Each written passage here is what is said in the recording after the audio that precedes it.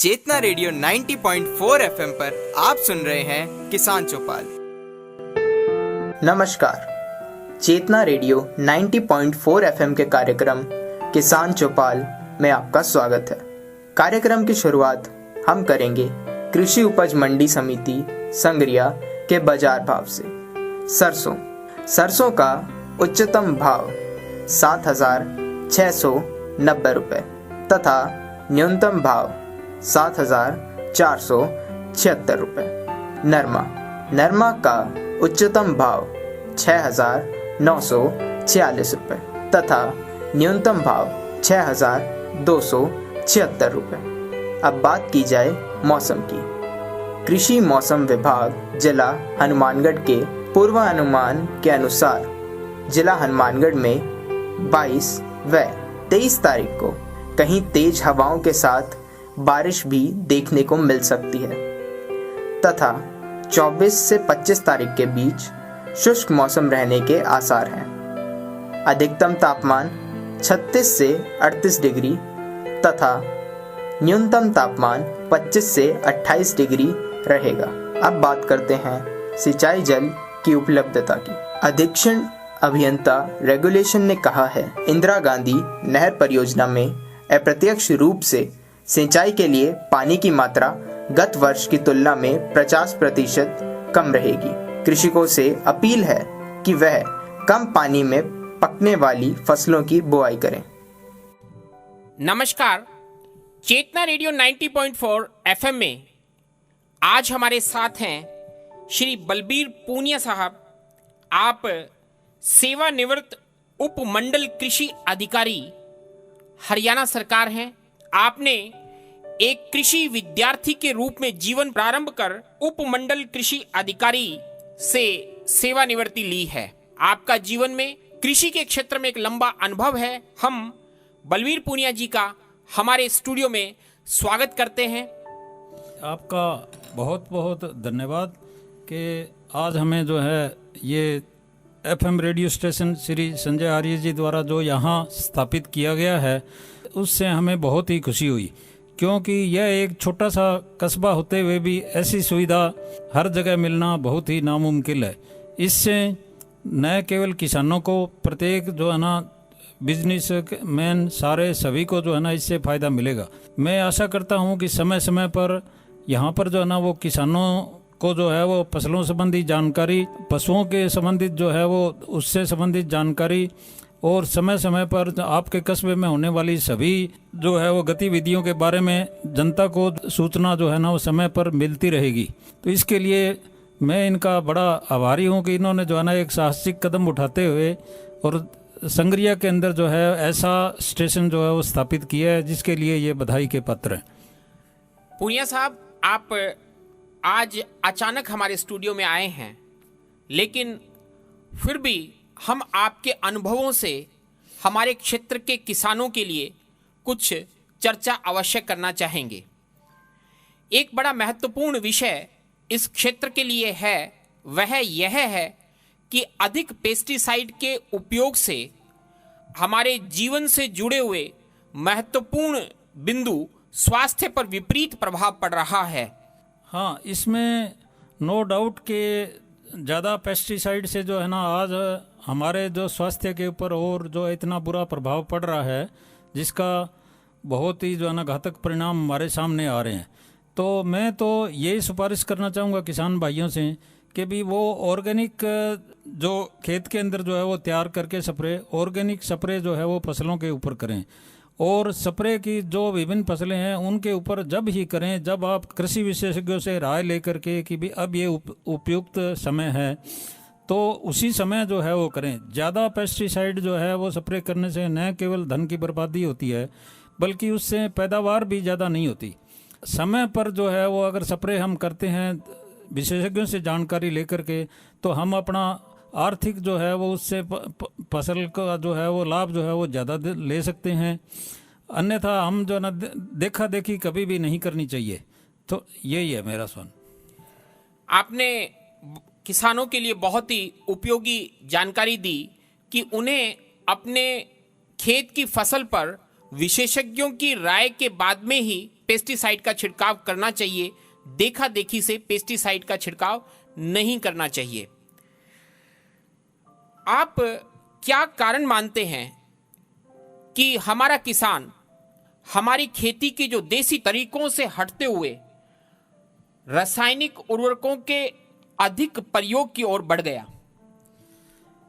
ये अपने गेहूं की जो है वो क्रांति हुई। पहले पैदावार हमारी जो है वो बहुत कम होती थी, फिर हमें अपने देश के अंदर इसके उत्पादन बढ़ाने का जो है वो, क्योंकि जनसंख्या हमारी ज़्यादा थी, वैज्ञानिकों ने नई नई जो है वो खोज करी और उसके लिए हमें जो है वो अपना प्रोडक्शन बढ़ा कर के जो है बढ़ाने के लिए जो है ये सारे प्रयोग जो है ना करने पड़े। लेकिन इस दौड़ के अंदर हम जो है वो पेस्टिसाइड, खाद और उसका जो है ना बहुत अधिक प्रयोग करने लग गए।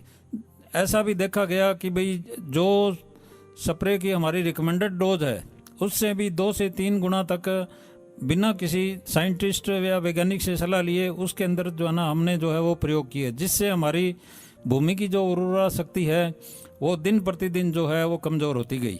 नहर पानी है जो ट्यूबवेलों का, उसका भी अंधाधुंध जो है ना प्रयोग किया जाने लगा, जबकि पानी पहले टेस्ट करवाया जाए, टेस्ट करवा करके और फिर ही जो है उसके अंदर प्रयोग किया जाए कि हमारा कौन सा पानी है, किस फसल में कितना लगाना है। अगर ये सब बातें हमें ध्यान रखें तो हमें जो है ना बहुत बचत हो सकती है।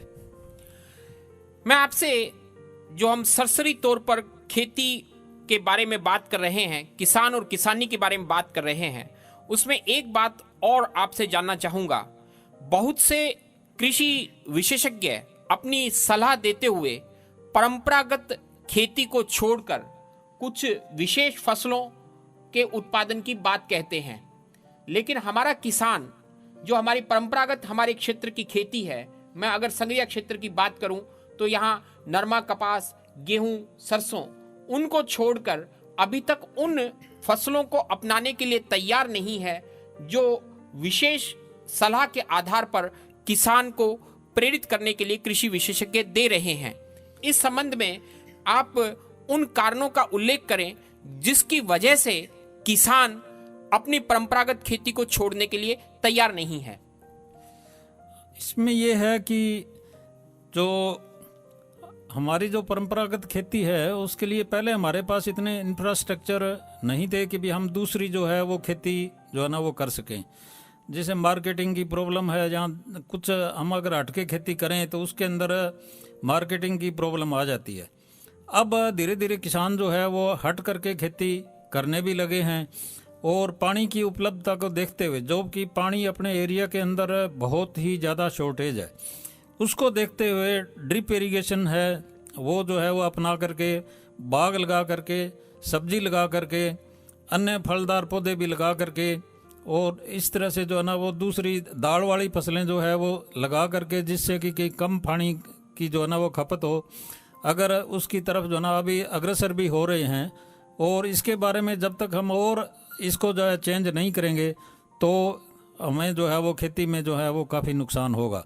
नहीं तो हम जो है अगर ये दूसरी फसलों की तरफ रुझान करेंगे तो इससे किसान को जो है बहुत अधिक फायदा होगा।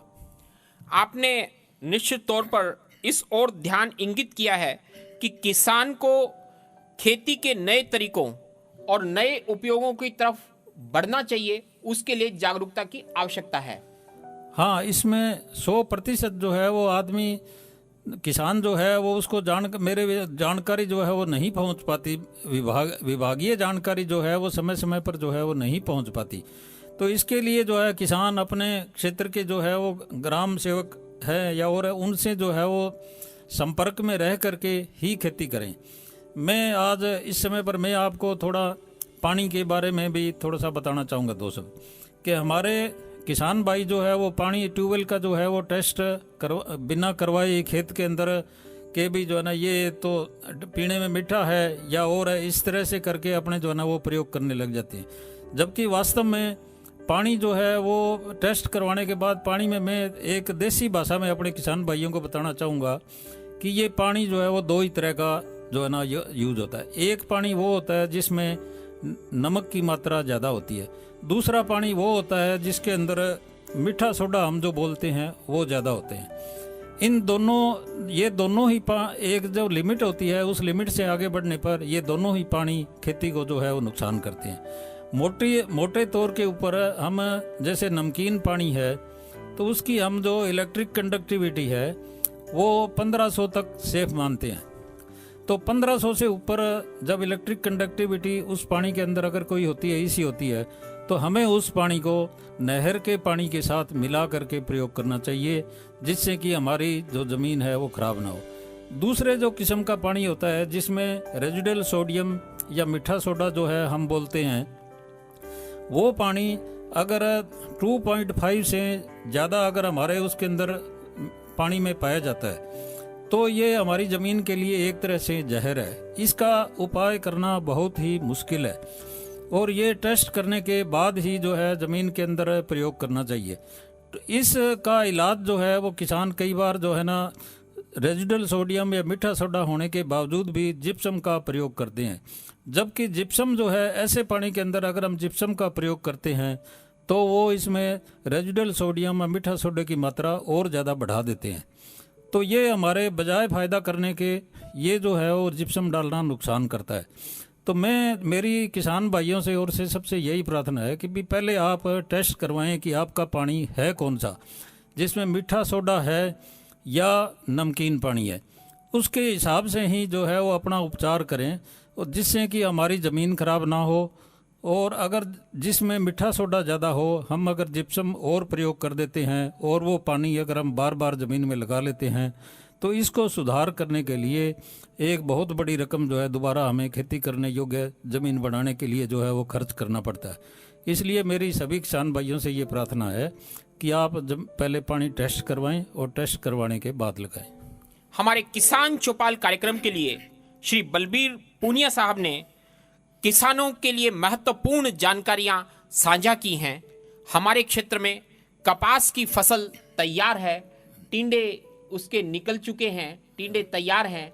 ऐसी स्थिति में आप वो अपनी इस फसल को ठीक ढंग से बाजार तक ले जा सके, उसका अच्छा मूल्य प्राप्त कर सके, इसके लिए क्या राय देना चाहेंगे? इसके लिए मेरी किसान भाइयों से ये प्रार्थना है कि इस टाइम हमारे एरिया के अंदर हम बीटी कॉटन या हाइब्रिड कॉटन जो है उसकी शोइंग जो है वो ज़्यादा करते हैं। ये जो वैरायटी होती है ये हाई यील्डिंग वैरायटी होती है, जिसमें काफ़ी हम इससे पैदावार ले सकते हैं। लेकिन खाद पानी, देसी खाद और जो दूसरे खाद पानी की जो कमी की वजह से इस समय जो बारिश आती है उसकी वजह से हम ये कहते हैं कि भी हमारी फसल जो है वो शार्ट मार गई। ये शार्ट मारना और कोई नहीं कि जिसमें है इस समय इस फसल को बहुत अधिक खुराक की आवश्यकता होती है, जो इस समय ना मिलने पर और पानी की नमी होने पर ये इसको जो है वो शार्ट मारना जो है वो कहते हैं। तो इसलिए जो है इसको जो है वो रोकने के लिए जो है वो आप शुरू से ही हमें अच्छी खाद, देसी खाद, फर्टिलाइज़र जो रिकमेंडेड है वो दे करके ही अपने फसल उगाएं, तो इस समय हमें ये प्रॉब्लम नहीं आएगी। नंबर 2 अब जो है कि जैसे चुगाई का मौसम स्टार्ट हो गया है तो मेरी किसान भाइयों से ये है कि वो गिल्ली कपास ना चुनें, क्योंकि गिल्ली कपास चुनने से हमें ये लगता है कि इसमें वज़न ज़्यादा होगा और होगा, ऐसा नहीं है। व्यापारी जो है वो सारी देखभाल करके और फिर जो है वो ख़रीदते हैं। जब भी कपास की चुगाई करें, जो हमारे जो चुगारियाँ या जिसको कह लो भी जो मज़दूर हमारे कपास की चुगाई करते हैं, उस समय उनके सिर के ऊपर कपड़े बांधे रखना बहुत ही ज़रूरी है। इससे क्या है कि हमारी जो क्वालिटी है उसका रेट कम होने का एक ही कारण है कि हम इस ओर ध्यान नहीं दे पाते, और लेडीज़ है और उनके बाल इसमें मिक्स होने से आगे जब ये साउथ के अंदर बड़ी बड़ी इंडस्ट्रीज़ के अंदर जब ये कॉटन जाती है तो उसके अंदर इस वजह से हमें जो हमारी नॉर्थ की जो कॉटन है उसके भाव कम मिलते हैं। आपने संगरिया क्षेत्र के किसानों के लिए बहुत ही महत्वपूर्ण बातों को चेतना रेडियो के माध्यम से साझा किया।